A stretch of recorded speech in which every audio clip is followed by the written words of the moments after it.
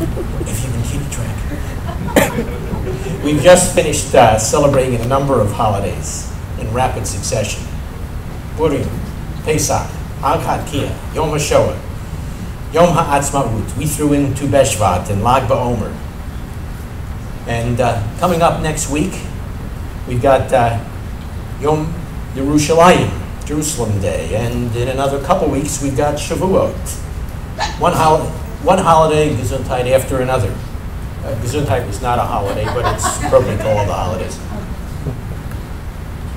Significantly, but not surprisingly, Yeshua's life and ministry center around these tremendous holidays. And he fulfills the picture and the emphases found in each one of them.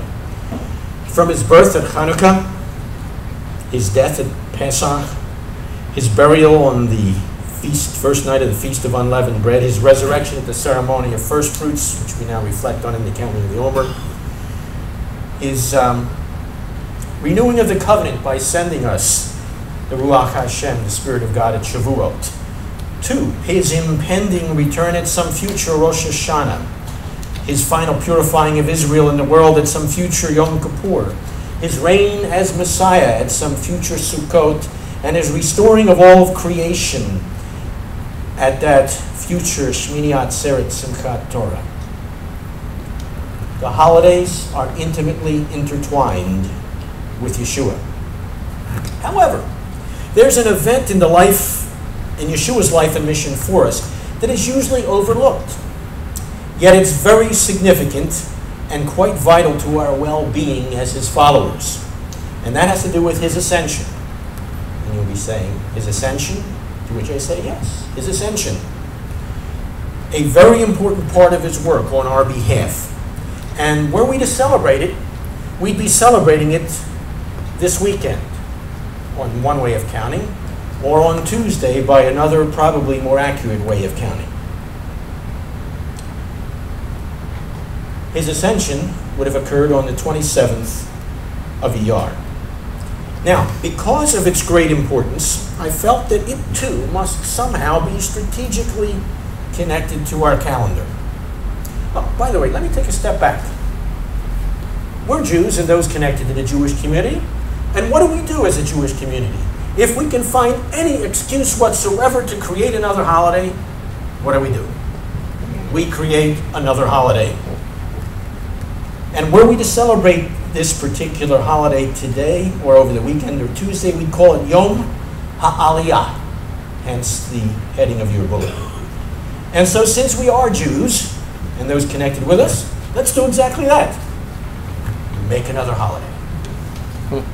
Now, because of its great importance, as I was beginning to suggest, I felt that it too must somehow be strategically connected to our calendar.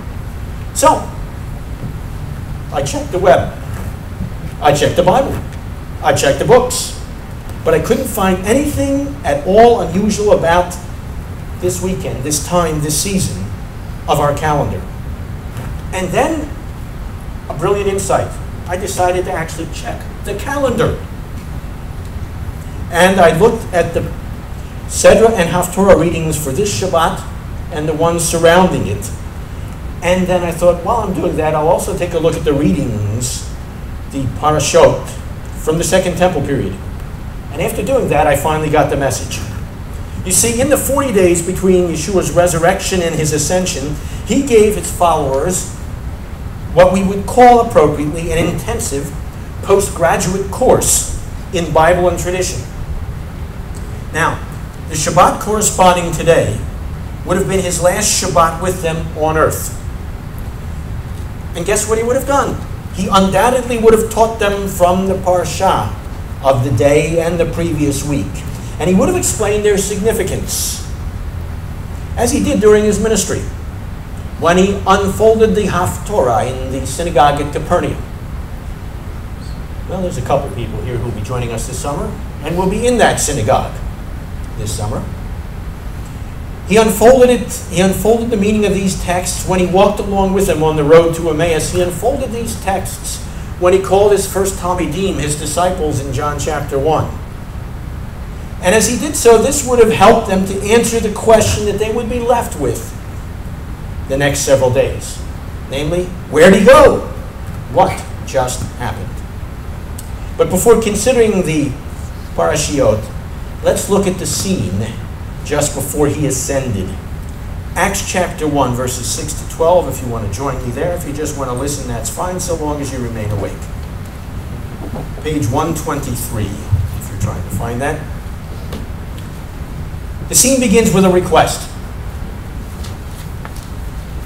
Will you at this time restore the kingdom?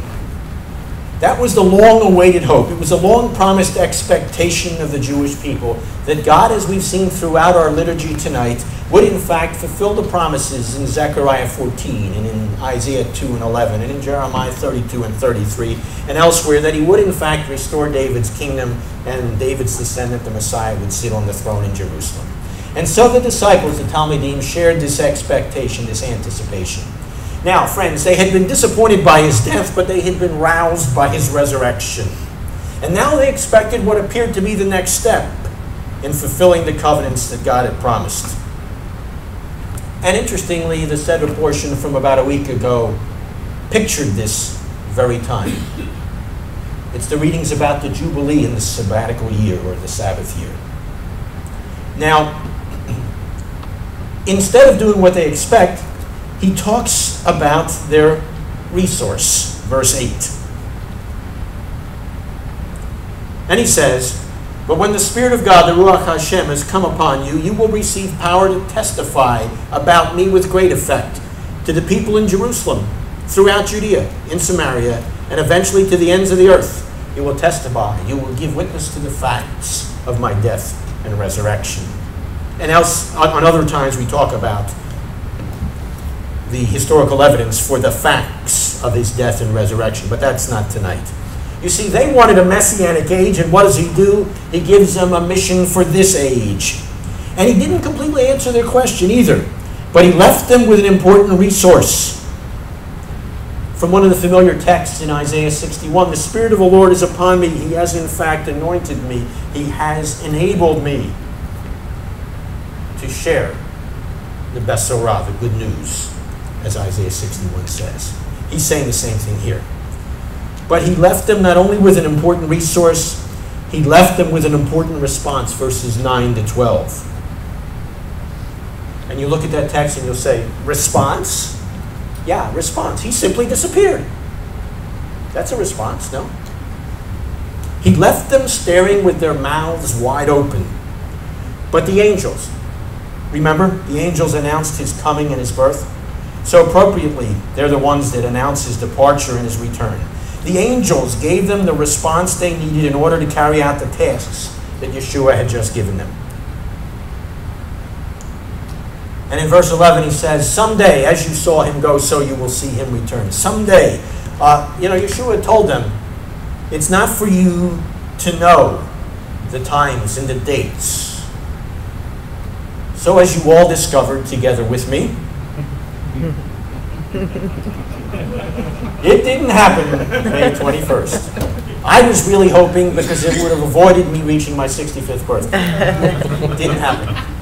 Now, by the way, that gentleman, who we will leave unnamed, has recalculated yet again. That was his second calculation. Hang on, people. We've got until October 21st. But Yeshua says you can't do that. And so the angels simply say, someday. And notice where all this takes place. It's the Mount of Olives. That's significant because the promise of Zechariah 14 is this: when the Messiah comes, he will touch down on the Mount of Olives, and it'll split in half. And in case you're wondering, and we may get around to reminding those who come with us this summer, there's a huge fault line that runs down the whole Olivet mountain range. It's not going to take a whole lot to split it in half, but that's geology. We want to get on with the text here. He says, or the angels say, just as he went from this mountain, so he will return to this mountain in fulfillment of the promise. But you should be saying at this point, but wait a minute. Isn't his return a Christian concept? Isn't this a Christian interpretation? Where do our Jewish scriptures and traditions ever say Messiah comes twice? And that's an important, it's a significant question. Well, that has to do with what I would call the significance of this scene. And for this, I want to look at several scriptures. And I want to weave together various strands. Imagine this as sort of a variety of dancers dancing around to provide a wonderful performance. Isaiah 52, verses 13 to 15, or the prologue to Isaiah 53. If you want to turn there, it's page 585. But in verses 14 and 15, you have a description of this person in the following fashion. And as you listen to it, notice that these descriptors make it sound an awful lot like there's atonement and sacrifice taking place here. Yet many will be amazed when they see him, even foreign nations and their kings. They shall stand dumbfounded, speechless in his presence, for they will see and understand what had not been told before. They will see my servant. And by the way, that's a descriptor that Isaiah uses frequently throughout his book to describe the Messiah. They will see my servant beaten and bloodied, so disfigured one could scarcely know there was a person standing there. So shall he cleanse many nations, and that in fact is technical sacrifice and atonement terminology derived from the book of Leviticus. Atonement and sacrifice imagery, the Messiah dies, in other words. But notice how this text begins in verse 13. See, my servant will prosper, he shall be highly exalted, greatly recognized and elevated. He's honored by all because of the sacrifice that's mentioned here. So right away, as you enter this significant chapter, you see that there are two aspects or parts of Messiah's mission.